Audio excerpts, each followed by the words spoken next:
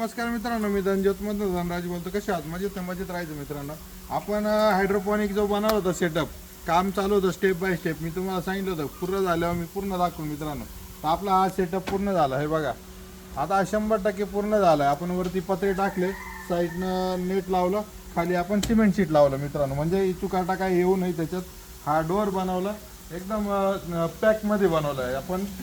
1.5चा angle वापरला आणि हा डोर असा बनवला. हा जर बंद केला मित्रांनो, हे बघा तिकडे तर बाहेर, हा जर बंद केला तर पूर्ण बंद होतं. हे बघा कुठंच काही फाट राहत नाही. आणि ही जाळी लावली आपण, ही मुर्गा जाळी आहे. हिच्यातून उंदीर पण येऊ शकत नाही, त्या हिशोबाने आपण केलं. आता मका उतरली आहे ती दाखवतो मित्रांनो तुम्हाला मी.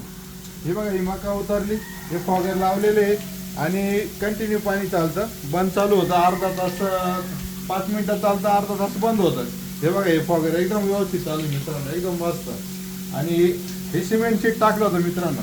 सिमेंट शीटवर मका उतरती का नाही उतरती ते आपण चेक करणार. हे बघा, हे एकदम मस्त मका उतरली. आणि याचं बेनिफिट काय होतं मित्रांनो, याचं पाणी जे आहे, हे बघा, ह्या बेडचं पाणी साईडनं जातं बघा, साईडनं पडतंय.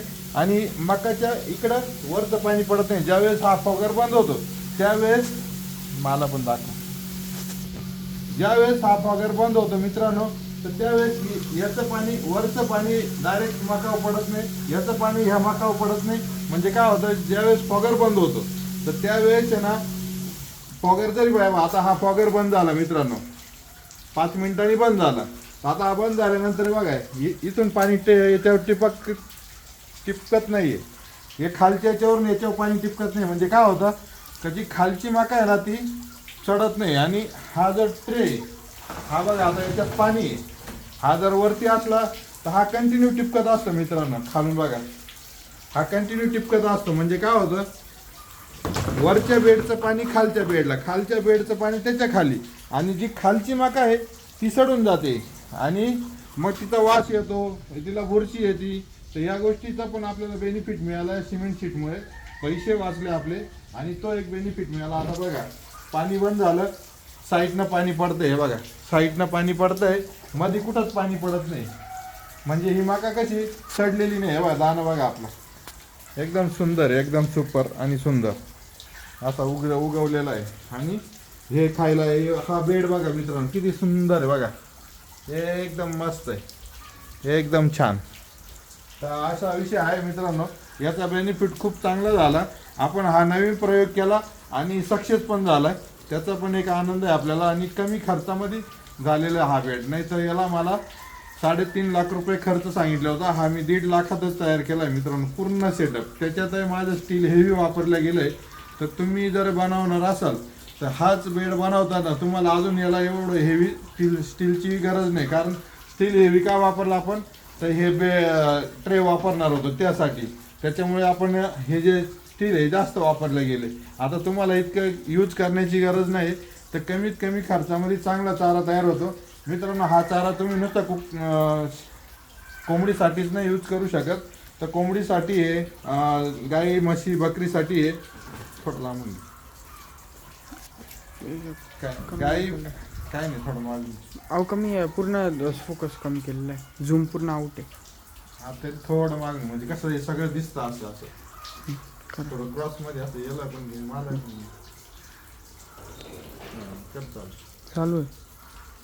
तर मित्रांनो काय आहे, हा विषय असा आहे की हा चारा सगळ्यांना चालणार आहे. तुम्हाला शेळीला, कोंबडीला, गाईला, म्हशीला, या सगळ्या गोष्टींसाठी चालणार आहे. हा सेटअप बघायचा असेल तर आपण 7 जूनला आपल्याकडे ट्रेनिंग ठेवलेली आहे. त्याच्यामध्ये तुम्हाला हे पण दाखवणार आहे कुक्कुटपालन कसं करायचं. आणि कुक्कुटपालन हे आपल्यासोबत तुम्ही कॉन्ट्रॅक्ट फार्मिंग कशी करू शकता त्याच्यावर पण एक चर्चासत्र आहे. म्हणजे आपली ट्रेनिंग प्लस चर्चासत्र आहे. आता तुम्हाला मी हायड्रोपॉनिक दाखवलं, सक्सेस झाला आपला. आता आपण आजोलाचा बेड तयार केला आहे, पण त्याच्यात अजून आजोला नाही टाकलेला, थोडंसं काम बाकी मित्रांनो. त्यासाठी आजोला नाही टाकला, आता ते दाखवतो मी तुम्हाला. तर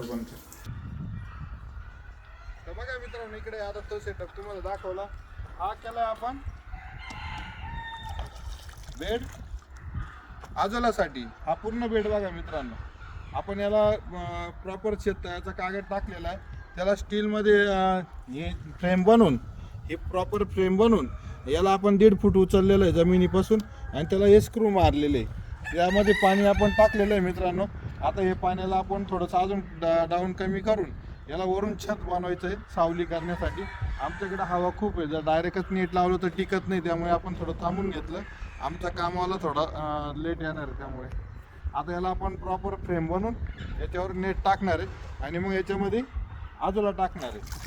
तर आजोला पण याच्यात आपण एकदम प्रॉपर बनवणार आहे. याला लागणारे जे न्यूट्रिशन आहे हे सर्व या पाण्यामध्ये मिक्स करून आणि मग याच्यात आजोला टाकून आजोला कमीत कमी याच्यामध्ये रोजचा 20 किलो निघणार आहे मित्रांनो. कारण बेड मोठा आहे, ती आपण 32 बाय 15 बाय 32चा बेड घेतलेला हा पूर्ण. तर याच्यामध्ये 2000 पक्षी आरामशीर रोजचं 2000 पक्ष्यांना रोजचा जो चारा जो पाहिजे खाद्य ते याच्यातून निघणार आहे. तर मित्रांनो अशा या सर्व गोष्टी बघायच्या असेल तर तुम्ही आमच्या फार्मला व्हिजिट द्या, भेट द्या. त्या दिवशी तुम्हाला सर्व आम्हाला फार्म फिरायचं म्हणलं तर पूर्ण 1 दिवस लागतो. कोंबडीचं पालन पोषण कसं करायचं या सर्व गोष्टी समजावण्यासाठी पूर्ण 1 दिवस लागतो. आणि रोज जर 2-2, 3-3 लोक करून येणार म्हणल्यावर आमचे पण दुसरे कामं राहतात. त्यामुळे आपण 1च दिवस फिक्स केलेला आहे, महिन्यातून एक डेट आपण फिक्स करतो. त्या डेटला आम्ही याला तुम्ही भेटू शकता. तर आता आपण नेक्स्ट डेट फिक्स केलेली आहे 7 जूनला तुम्ही येऊ शकता. 7 जूनला भेटा आणि त्या दिवशी तुम्ही पूर्ण तुमचं काय असेल मनात प्रश्न ते आम्हाला विचारा. आम्ही पण तुम्हाला आम्ही 2 वर्षाच्या अनुभवामध्ये आम्ही काय शिकलो, काय करू शकतो याच्यामध्ये कमी खर्चामध्ये आपण कसं काय करू शकतो, या सर्व गोष्टी तुम्हाला 7 जूनला आम्ही समजावून सांगणार आहे मित्रांनो. त्यासाठी 7 जूनसाठी तुम्ही मला कॉन्टॅक्ट करा. माझा कॉन्टॅक्ट नंबर आहे 93 22 73 0097. धन्यवाद मित्रांनो.